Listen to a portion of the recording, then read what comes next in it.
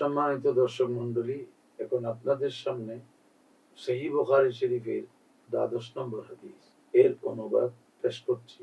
এই হাদিসটি বর্ণনা করার আগে ইমাম বুখারী রাহমাতুল্লাহ আলাইহি যে শিরোনামটি পেশ করেছেন সেটা হচ্ছে ইতআমুত তাআম মিনাল ইসলাম, অর্থাৎ মানুষকে খাওয়ানো।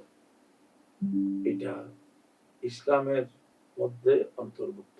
অন্য নুসখার মধ্যে বুখারী শরীফে এখানে ইসলাম শব্দের স্থলে ঈমান এসেছে।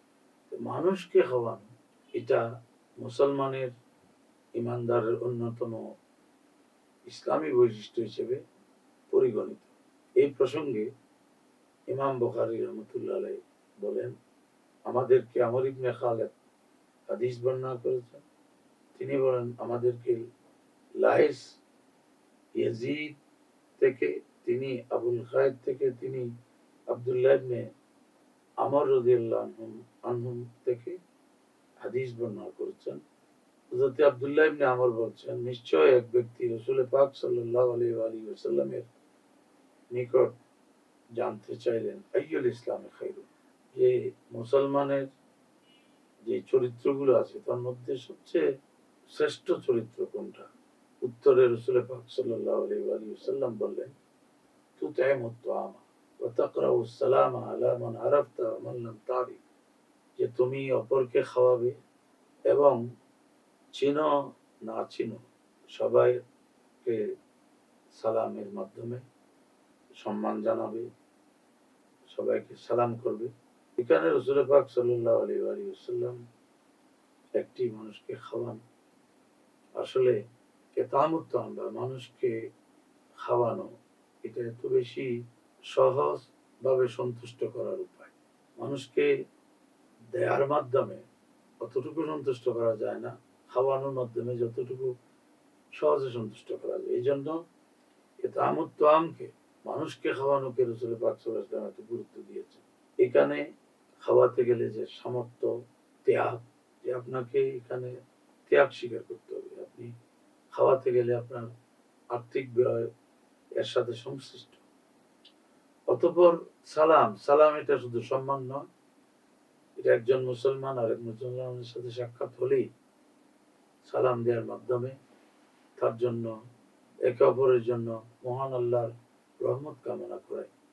এটাই আমাদেরকে এখানে রাসূল পাক সাল্লাল্লাহু আলাইহি ওয়াসাল্লাম মান আরাফতা ওয়া মান লাম তারিফ, যাকে চিনো যাকে চিনো না।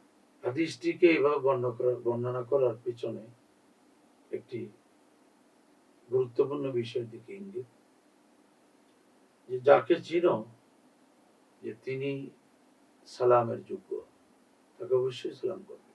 আর যার সম্পর্কে তোমার অবগতি নেই, চেনা পরিচয় নেই, কিন্তু মনে হচ্ছে মুসলমান, তাকেও সালাম করতে পারে। কিন্তু অন্যান্য হাদিসে অনেককে সালাম না করার বিষয়টি রাসূল পাক সাল্লাল্লাহু আলাইহি ওয়াসাল্লাম ইরশাদ করেছেন।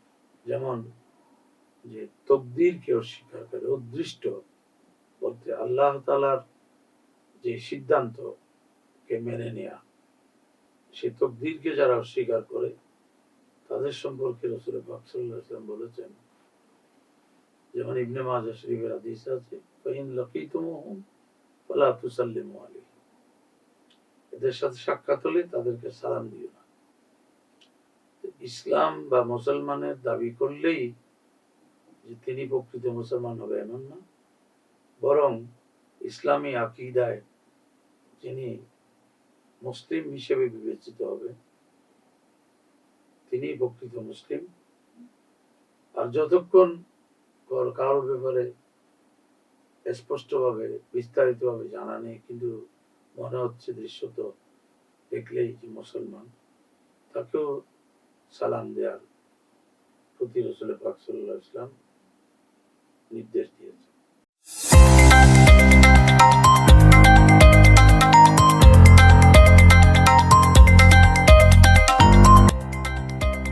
সত্যের সন্ধানে নির্ভীক, P News TV।